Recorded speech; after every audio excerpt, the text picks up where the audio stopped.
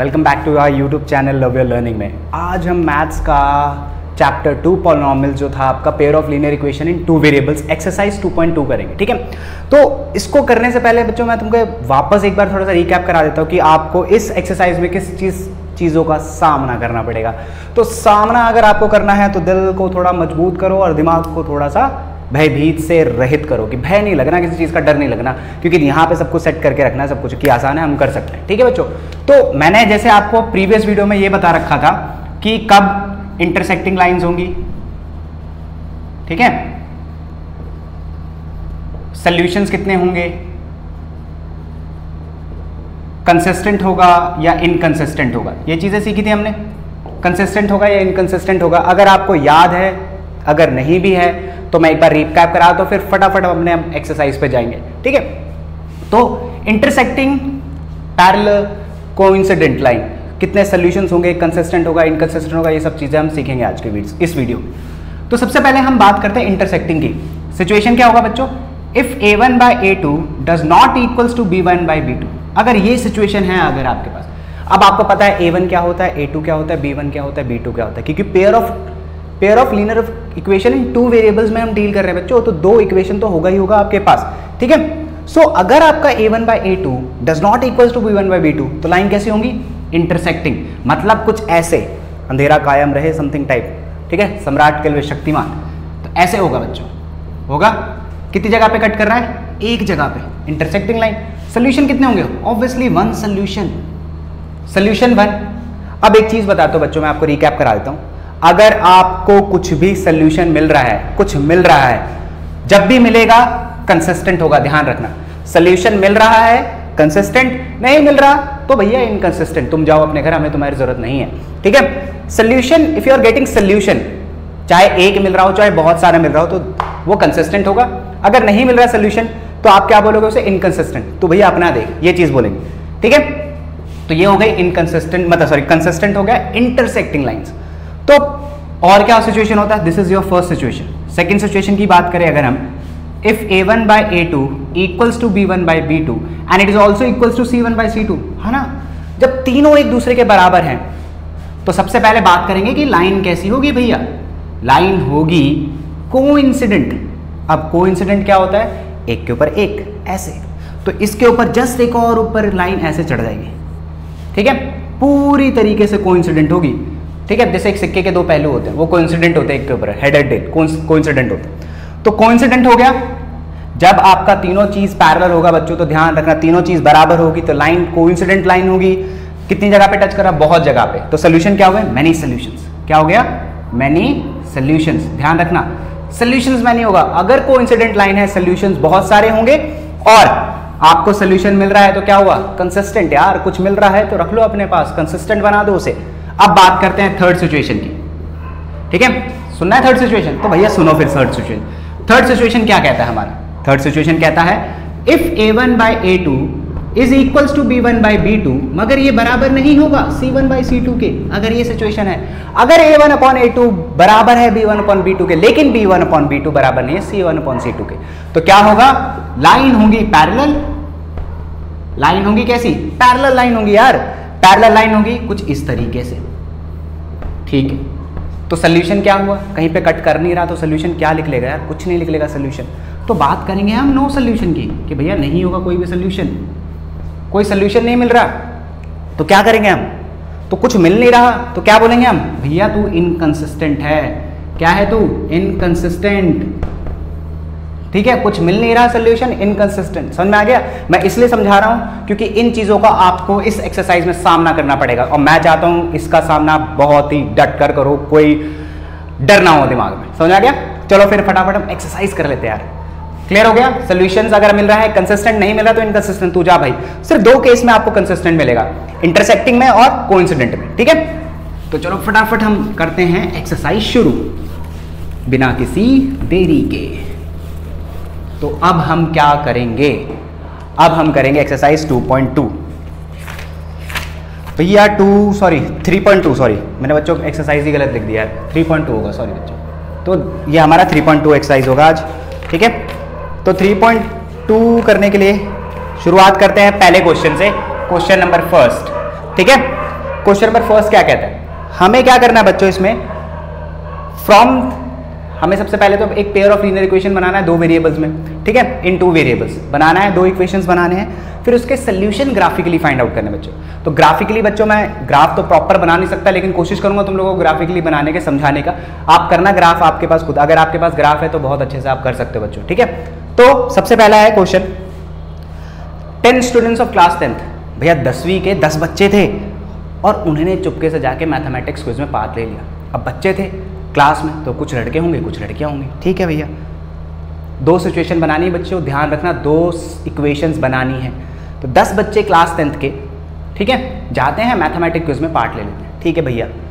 तो क्लास में ऑब्वियसली अगर मैं इसको देखूं, ऑब्वियसली कुछ बॉयज़ होंगे और कुछ गर्ल्स होंगी, ठीक है भाई। मैं गर्ल्स को मान लेता हूं कि जो उनके नंबर होंगे, नंबर ऑफ गर्ल्स क्या मान लूँ, x मान लेता हूँ यार, ठीक है। और बॉयज़ का नंबर क्या मान लूँ मैं, नंबर ऑफ बॉयज़ क्या मान लूँ, y। तो यानी ये दोनों बजाते हैं और जाके किसी भी मैथमेटिक्स के उसमें पार्ट ले लेते हैं, यानी दोनों मिलकर लेते हैं, x + y = 10। ये तो हो गया पहला इक्वेशन, है ना, दोनों गए और मैथमेटिक्स क्विज में जाके पार्ट ले लिया, पहला इक्वेशन। अब दूसरी लाइन पढ़ते हैं। भैया बोला कि भैया if the number of girls, ठीक है, if the number of girl is 4 more than the number of boys, अगर लड़कियों की संख्या, सेकंड केस की बात कर रहे हैं हम, अगर लड़कियों की संख्या लड़कों से कितनी ज्यादा है, 4 ज्यादा है। भैया देखो ध्यान से सुनना, अभी लड़कियां ज्यादा हैं किससे, लड़कों से। आपको क्या बनाना है, इक्वेशन। तो बहुत बच्चे क्या करते हैं, लड़कियों में 4 जोड़ देंगे फटाफट बिना कुछ सोचे समझे। भैया लड़कियों में अगर आप 4 जोड़ दोगे तो वो और लड़कियां बड़ी हो जाएंगी और ज्यादा हो जाएंगी। आपको इक्वेशन बनाना है यार, इक्वेशन बनाने के लिए बराबरी करनी पड़ती है। तो लड़कों को लड़कियों के बराबर लाओ यार। तो जब जैसे ही आप इसमें 4 जोड़ोगे तो ये लड़के जो हैं लड़कियों के बराबर में आके खड़े हो जाएंगे, कुछ इस तरीके से, y + 4। समझ में आ गया। अब देखो लड़कियां लड़कों से 4 ज्यादा है, बन गया ना, सेटिस्फाई हो गया equation. That is your second, क्या हुआ ये आपका बच्चों, that is your second equation. अब इसको हमें ग्राफिकली सॉल्व करना है, फिर उसके बाद क्या करना है, सॉल्यूशंस इसके फाइंड आउट करना है कि कितने लड़के होंगे कितनी लड़कियां होंगी। तो घबराने की जरूरत नहीं है। ग्राफिकली सॉल्व करने के लिए आपको क्या करना पड़ेगा भैया, डब्बा बनाना पड़ेगा, वही सॉल्यूशंस वाला, है ना। 2 इक्वेशन को ध्यान रखो। अब मैं इसको मिला रहा हूं, कैसे करना है ध्यान से समझना बच्चों। एक है आपके पास x + y = 10, चलो भैया फिर लिख दो, x + y = 10। दूसरा है x = y + 4। दोनों के बक्से बनेंगे, फटाफट बक्से बना दो और इन बक्सों में y और x को डाल दो, x y डाल दो फटाफट, ठीक है, और इसको मिटा दो। मैं मिटा दूंगा, सॉरी। अब ध्यान से देखना बच्चों, बिल्कुल ध्यान से देखना। सोल्यूशन निकालने के लिए क्या करना पड़ता है, हाँ, एक वेरिएबल को इधर दूसरे वेरिएबल को उस तरफ। तो इसमें क्या करता हूं मैं, एक वेरिएबल को इधर रखता हूं और 10 - y करता हूं, ठीक है भाई, कर दिया कर दिया। अब क्या करेंगे, y की वैल्यू पुट करूंगा तो ही तो x की आएगी। अब आपकी मर्जी है यार, आप अपने मन के मालिक हो, यहाँ पर जो रखना है रखो।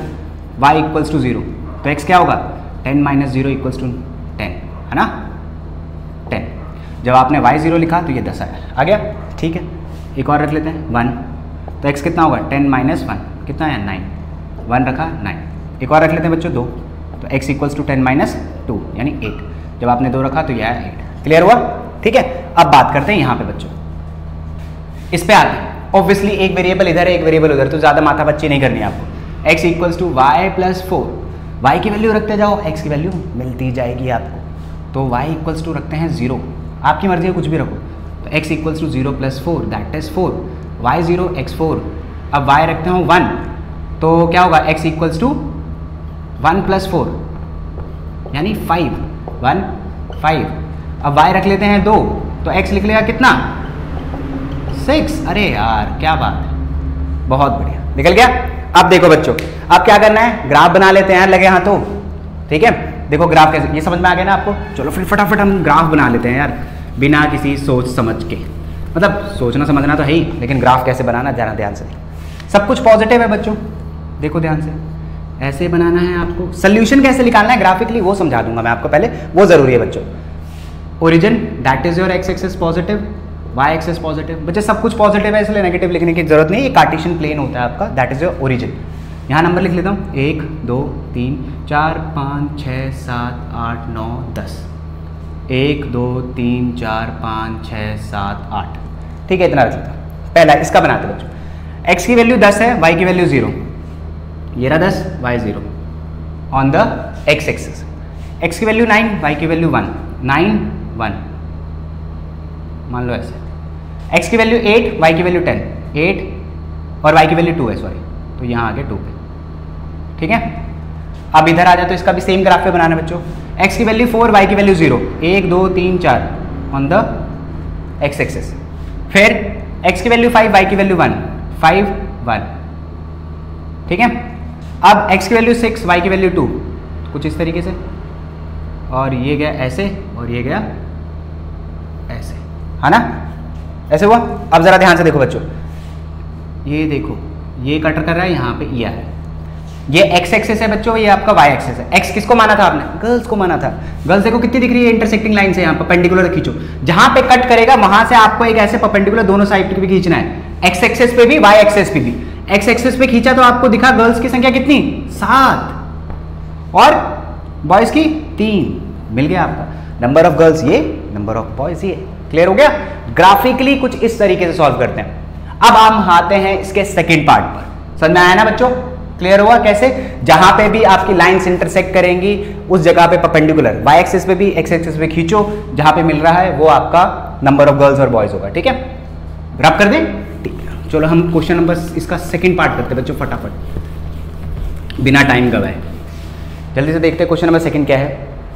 इसमें बात करता है बच्चों क्वेश्चन नंबर सेकंड में कि भैया 5 पेंसिल और 7 पेन मैं खरीदने जाता हूं किसी के पास, किसी भी शॉपकीपर के पास, और मैं 50 रुपए दे रहा हूं। क्या खरीद रहा हूं? 5 पेंसिल और 7 पेन, 7 पेंसिल मिला के देता हूं दोनों के 50 रुपए, ठीक है बच्चों। ना तो मुझे एक पेंसिल का कॉस्ट पता है, ना ही मुझे एक पेन का कॉस्ट पता है, लेकिन इतना पता है कि 7 पेन खरीद रहा हूं, 7 पेंसिल खरीद रहा हूं, दोनों को मिला के 50 रुपए दे रहा हूं। तो एक काम करता हूं बच्चों, कॉस्ट ऑफ 1 पेंसिल निकाल लेते हैं, x मान लें, ठीक है भाई, x मान लें। तो कॉस्ट ऑफ पेन भी निकाल लेते हैं, कॉस्ट ऑफ अ पेन निकाल लेते हैं, क्या माने, y रुपीज मान लेते हैं। अब भैया मैं 5 पेंसिल खरीद रहा हूं, एक पेंसिल की कॉस्ट x रुपीज है, तो 5 की कितनी होगी, 5x। आपसे समझदार तो ज्यादा कोई है ही नहीं यार, बहुत बढ़िया। कॉस्ट ऑफ अ पेन, एक पेन की कॉस्ट y रुपीज, 7 की कितनी होगी, 7y। प्लस क्यों करा, क्योंकि दोनों को मिलाकर मैं 50 रुपए दे रहा हूं भाई साहब। पहले इक्वेशन बनके आपके पास तैयार हो गई। अब बात करते हैं दूसरे पे। अब 7 पेंसिल खरीदता है, this is your first case. Second case में 7 पेंसिल खरीद रहा है और एक पेंसिल की कॉस्ट कितनी है, x, तो 7x हो जाएगी। फिर उसके बाद 5 पेन खरीद रहा है यार, तो एक पेन की कॉस्ट y, तो 5 पेन की 5y, दोनों को मिलाकर 46 रुपीज दे रहा है यार। ये तो इक्वेशन 2 मिल गई। ग्राफ खुद बना लेना, सॉल्यूशंस खुद देना है, समझ में आ गया ना कैसे करना है। अब मैं आपको इसके सॉल्यूशंस निकाल के दिखा रहा हूँ कैसे निकालना है, ठीक है। फटाफट 2 इक्वेशन याद रखना, डब्बा बनाना है और डब्बा बना के हमें सॉल्यूशन निकालना है इसका। क्लियर हुआ? पक्का? ठीक है। फटाक से हम दोनों इक्वेशन को सॉल्व करते हैं। एक इक्वेशन क्या है आपकी बच्चों, 5x + 7y = 50। दूसरी है आपकी 7x + 5y = 46। भैया फटाफट इसे मिटा दो, टाइम ना वेस्ट करना, ठीक है। ये मैंने मिटा दिया। अब देखते हैं बच्चों ज़रा कैसे करेंगे।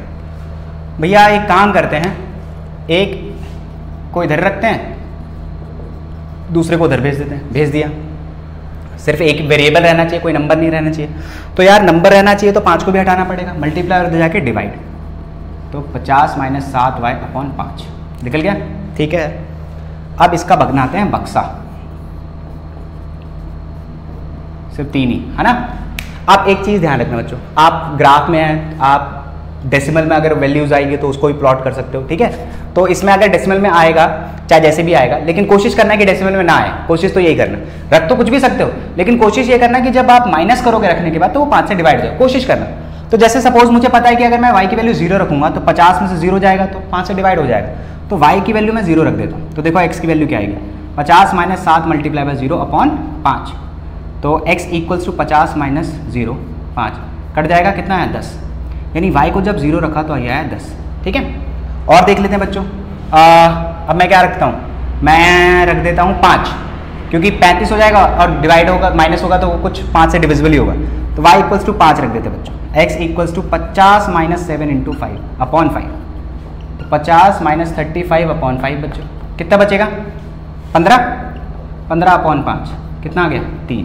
यानी जब आपने y को 5 रखा तो x आया 3, और कुछ रख सकते हो 5 10 रख दो, है ना, तो 10 रख लेते हैं एक बार, 10 नहीं रखना तो 6 7 8 9 10, 3 भी नहीं रख सकते, 10 ही रख दो यार, चलो खत्म करो 10 ही रख दो, 0 रख दिया, चलो y इक्वल्स टू 10 रख लेते हैं, तो x equals to 50 minus 7 into 10 हो जाएगा बच्चों अपॉन 5, 50 माइनस 70 अपॉन 5 कितना बचेगा, प्लस माइनस माइनस होता है बच्चों, तो माइनस का 20 अपॉन 5 कट गया, तो माइनस का 4 है बच्चों, इस बार माइनस का 4, तो जब आपने y को 10 रखा तो यह आया -4। ये सिर्फ इसलिए कर रहा था बच्चों मैं ताकि नेगेटिव यानी पॉइंट में आने से थोड़ा सा मैं बच जाऊं, आप बच जाए, ठीक है, कैलकुलेशन आपको थोड़ी कम करनी पड़े।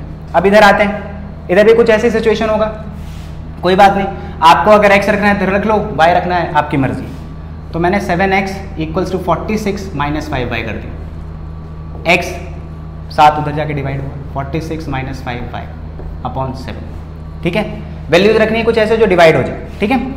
तो अगर मैं y की वैल्यू क्या रखूं, y की वैल्यू अगर मैं 2 रख दूं 10, 36 आएगा, 3 रख दे 15, हाँ कुछ आ सकता है, 3 रख के देख लेते हैं एक बार बच्चों, बॉक्स बना देता हूँ यहाँ पे मैं x y, है ना, जरा देखते हैं y की वैल्यू 3 रखने पे क्या आता है, x equals to 46 minus 5 into 3, यार डिवाइड ना हो तो डरने की जरूरत नहीं है, यू हैव ग्राफ, तो ग्राफ पे प्लॉट करके आगे बढ़ जाना, डरने की बिल्कुल जरूरत नहीं है। x equals to 46 minus 15 upon 7, अब 46 में से कितना बचेगा बच्चों 31 अपॉन 7, है ना, 5 4 3, डिवाइड तो हो नहीं रहा, क्या करेंगे अब इसे ऐसे काटेंगे इसको, 7 4 28, कितना बचा 3, फिर पॉइंट 0 लगेगा, 7 4 28 समथिंग कुछ है 4.4 मान लो, तो आपका जब आपने x की y की वैल्यू 3 रखी तो 4.4 है, ठीक है। और कर लेते हैं, 0 रख के देख लेते हैं अब यार, y इक्वल्स टू 0, तो x equals to 46 minus 5 multiply by 0 upon 7, x equal to 46 minus 0 upon 7, 46 upon 7 हुआ बच्चों, डिवाइड करेंगे तो क्या होगा 7 8 जा 56 होता है, 7 7 49, तो 7 5 जा में जाएंगे 35, है ना, 7 6 जा 42, 7 6 जा 42, 4 बचेगा, 0 लगाओगे तो पॉइंट लग जाएगा, तो 7 5 जा 35, 6.5 मान लो बच्चों, तो जब आपने 0 रखा तो 6.5 आ रहा है, ये ग्राफ पे आप आराम से प्लॉट कर सकते हो, डरने की जरूरत नहीं है, ठीक है। अब मान लो y की वैल्यू क्या रखना चाहते हो आप, मैं y की वैल्यू रख लेता हूँ 2 रख लेता हूँ, चलो ठीक है, तो x equals to 46 minus 5 multiply by 2 upon 7, x equals to 46 minus 10 upon 7, कितना बचेगा 36 अपॉन 7, डिवाइड करो आप इसे, 7 5 35 पॉइंट 7 1 7 मान लो ये, तो जब आपने 2 रखा तो 5.1 है, ठीक है। बस वही करना है बच्चों, ग्राफ दोनों की वैल्यूज लेनी है, घबराना नहीं है, पॉइंट्स होते हैं, फिर अपना आप कहीं ना कहीं इंटरसेक्ट करेगा जहां पे, और लाइन ऐसी बनेगी बच्चों कुछ ऐसे, ठीक है, मान लो कुछ ऐसे बनेगा, ये ग्राफ होगा आपका, ठीक है, ऐसे कहीं ना कहीं इंटरसेक्ट करेगा, तो जहां पे इंटरसेक्ट करेगा बस वहां से परपेंडिकुलर लाइन खींच देना दोनों तरफ, तो ये वाला जो होगा ये आपका x होगा जो आपका पेंसिल था, और ये वाला जो होगा y होगा जो कि पेन था, बस सिंपल, क्लियर हुआ, ऐसे ही बनाना है बच्चों, कुछ नहीं करना। नेक्स्ट क्वेश्चन पे करते हैं क्योंकि ये सेम है, इस वजह से कुछ आप करो कुछ मैं करता हूं, और डेसिमल है तो इसलिए घबराने की जरूरत नहीं है बच्चों, डेसिमल से डरना नहीं है, क्योंकि आपके पास ग्राफ है तो आप आसानी से उसे प्लॉट कर सकते हो यार, ज्यादा कुछ नहीं करना, ठीक है। तो चलो अब आप आगे करते हैं क्वेश्चन नंबर 2। देखो यार क्वेश्चन नंबर 2 बहुत आसान है, क्वेश्चन क्या बोलता है, on comparing a1 upon a2 b1 upon b2 और c1 अपॉन c2, क्या a1 upon a2 b1 upon b2 and c1 upon c2 को कंपेयर करने पे आपको ये बताना है इंटरसेक्टिंग लाइन होगी, कोइंसिडेंट होगा या पैरेलल होगा, ठीक है, क्या इंटरसेक्टिंग पैरेलल या कोइंसिडेंट, यार आपको पता है ये दो चीज, एक बार रिवाइज कर लेते हैं। जैसे पहला क्वेश्चन है 5x minus 4y plus 8 equals to क्या हुआ 0, 7x plus 6y minus 9 equals to 0। फटाफट a1 upon a2 b1 upon b2 निकाल लेते हैं। सबसे पहले a1 अपॉन a2 क्या है 5 अपॉन 7, साइन को मत भूलना, यहाँ दोनों पॉजिटिव इसलिए पॉजिटिव लिखना है। b1 अपॉन b2 माइनस 4 और पॉजिटिव 6। a1 अपॉन a2 ही बराबर नहीं है यार, तो क्या था, जब a1 अपॉन a2 बराबर नहीं होगा b1 अपॉन b2 के, तो क्या होगा इंटरसेक्टिंग लाइंस, इंटरसेक्टिंग लाइंस। सब एक साथ ही रिवाइज करते हैं। सोल्यूशन कितना होगा बच्चों इसका, एग्जैक्टली वन सोल्यूशन, या तो आप इसे यूनिक भी बोल सकते हो, एग्जैक्टली वन सोल्यूशन और unique solution, intersecting line. Consistent होगा इनकंसिस्टेंट, ओ जब कुछ मिले कंसिस्टेंट, ना मिले इनकंसिस्टेंट। चलो भैया लिख लो, क्लियर हुआ? ठीक है, तो ये हो गया। अब आपको बाकी के 3 पार्ट खुद से कर लेना यार, ठीक है। a1 upon a2 does not equals to b1 upon b2 intersecting, ठीक है, बाकी मैं बता देता हूँ। a1 upon a2 b1 upon b2 c1 upon c2 तीनों बराबर हुए ऐसे रखने पे तो क्या होगा? कोइंसिडेंट, मैनी सॉल्यूशंस, कंसिस्टेंट होगा फिर से, ठीक है।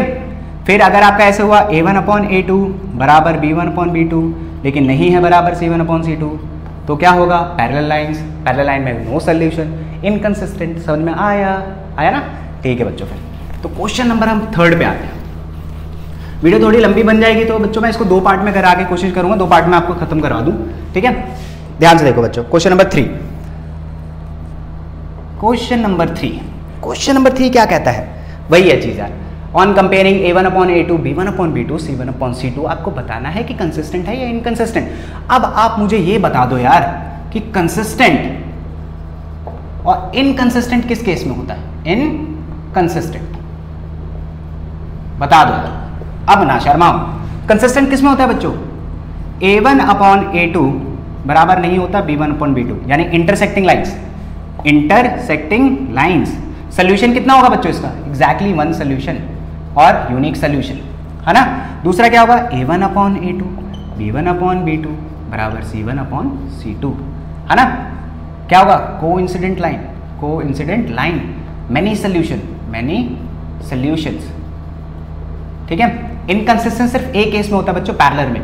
a1 upon a2 बराबर होगा b1 upon b2 के, लेकिन बराबर नहीं होगा c1 upon c2 के। पैरेलल लाइंस, पैरेलल और इनकंसिस्टेंट, नो सॉल्यूशन। क्या होगा बच्चों? No solution.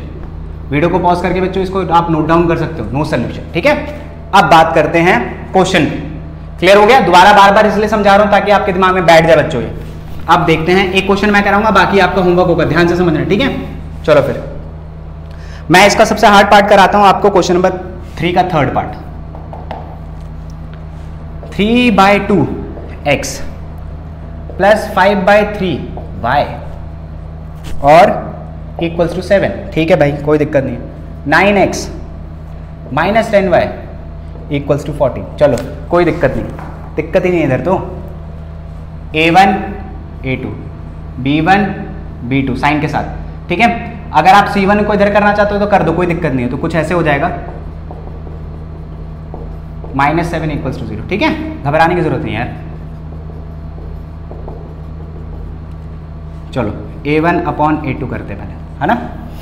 b1 upon b2 इधर ही लिख लेते हैं और एक c1 upon c2 इधर लिख लेते हैं। देख लेते हैं कौन सा कंडीशन फुलफिल होता है बच्चों इसमें। a1 upon a2, a1 क्या है? 3/2 अपॉन a2 क्या है? 9, तो 9 के नीचे कुछ नहीं, 1 लगा दो बच्चों, घबराना नहीं है। b1 क्या है बच्चों? 5/3 प्लस का है, और ये क्या है? -10 अपॉन कुछ नहीं है तो 1। c1 upon c2 क्या है? -7, इसके नीचे कुछ नहीं है, -14, ठीक है। -10 था ना बच्चों, ये मैंने गलत लिख दिया हो क्वेश्चन, नहीं -10 है, ठीक है -10। अब देखो ध्यान से, फ्रैक्शन के नीचे जब फ्रैक्शन होता है तो उसे जब आप रेसिप्रोकल करोगे नीचे वाला फ्रैक्शन उल्टा हो जाएगा, तो 3/2 इंटू 1/9 हो जाएगा, कट जाएगा ये 1/9, तो 1/6 आ गया बच्चों पॉजिटिव। a1 upon a2 1/6 है। इसके नीचे भी फ्रैक्शन, नीचे फ्रैक्शन है, ऊपर जाएगा तो क्या होगा? रेसिप्रोकल 5/3 -1/10, तो ये आया -1/6, ठीक है। इसको भी करेंगे, कट गया, कितना आया? 1/2, ये तो सिंपल 1/2 आ गया। तो पहला ही a1 upon a2 देखो किसके बराबर नहीं है? c1 upon c2, b1 upon b2 पहला ही केस फुलफिल नहीं हुआ, तो a1 upon a2 बराबर नहीं है b1 upon b2 के यार। तो क्या होगा? इनकंसिस्टेंट, इंटरसेक्टिंग लाइंस, ठीक है। One solution, unique solution, consistent, बस, ठीक है। ये चीज देखनी है आप। बार बार इसे समझा रहा हूं बच्चों ताकि आप कर सको। मिटा दूं? चलो अब हम करेंगे अपना अगला क्वेश्चन नंबर 4। मैं इसके 2 पार्ट में बनाता हूं बच्चों, नहीं तो आप बोर हो जाओगे। क्वेश्चन नंबर 4 कर लेते हैं एक, फिर बाकी के क्वेश्चंस के नेक्स्ट वीडियो में मैं अपलोड कर दूंगा जल्दी से, ठीक है। क्वेश्चन नंबर 4 बोला बच्चों, सबसे पहले आपको फाइंड आउट करना है कि कंसिस्टेंट है या इनकंसिस्टेंट। अगर कंसिस्टेंट है तो उसको ग्राफिकली सॉल्व करना है।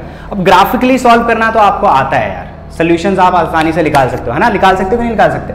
तो सबसे पहले एक बात करते हैं बच्चों, एक क्वेश्चन कर ही लेते हैं लगे हाथों, फोर्थ का फर्स्ट पार्ट। बाकी आप करना जरूर खुद से भी, ठीक है। नहीं आएगा तो मुझे जरूर बताना बच्चों कमेंट बॉक्स में, मैं पूरी पूरी पूरी कोशिश करूंगा जल्दी से उसका रिप्लाई देके उसको सॉल्व करूं।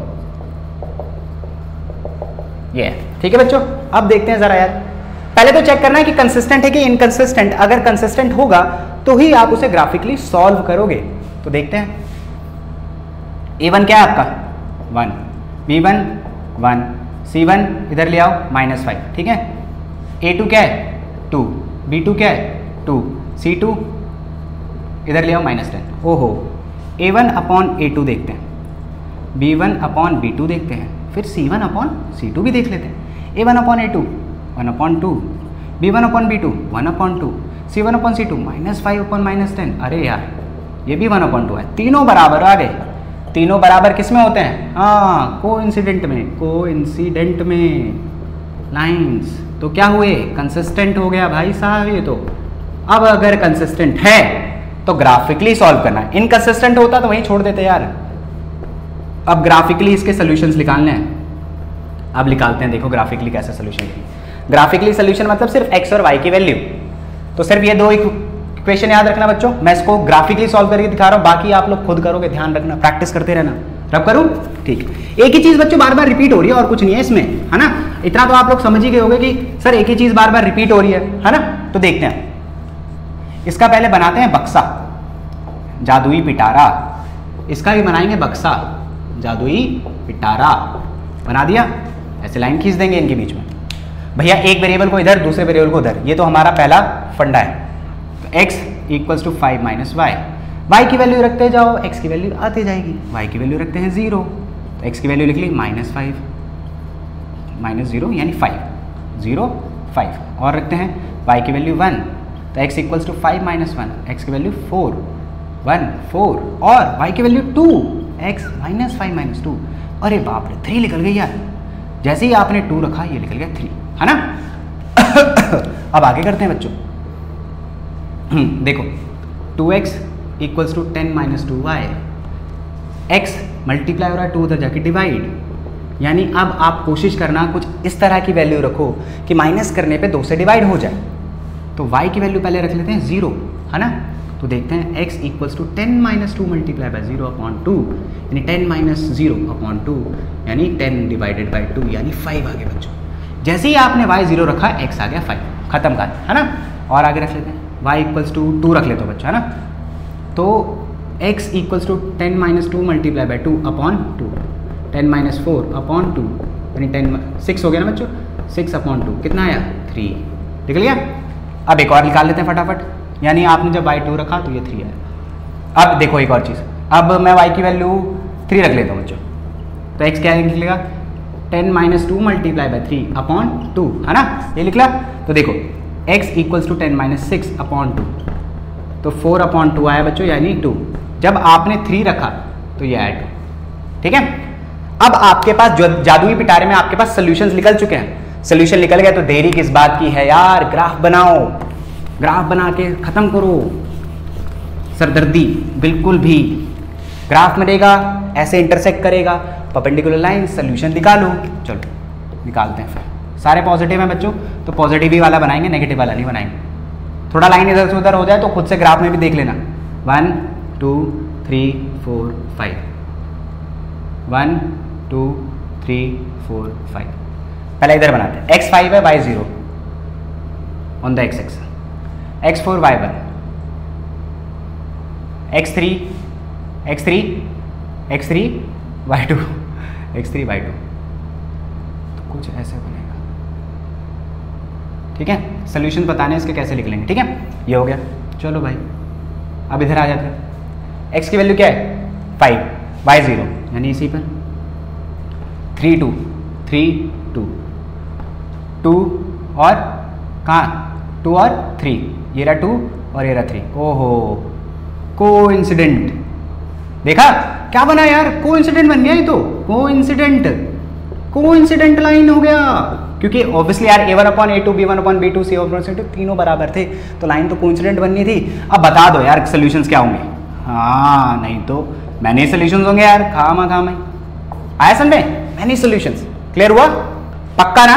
तो बस बच्चों आज मैं थोड़ा ज्यादा नहीं बना रहा क्योंकि आप बोर हो जाओगे देखते हुए। फटाफट मैं नेक्स्ट वीडियो में 2-3 पार्ट और करके 3.3 भी सॉल्व कराना उसी में शुरू कर दूंगा। सब्स्टिट्यूशन मेथड होगा आपका वो, ठीक है। प्रैक्टिस करते रहो इसे और बहुत अच्छे से करना, अपना ध्यान रखना सुरक्षित। अगर हो समझ में आया तो वही लाइक शेयर कमेंट अगर पॉसिबल हो बच्चों विद अ स्माइल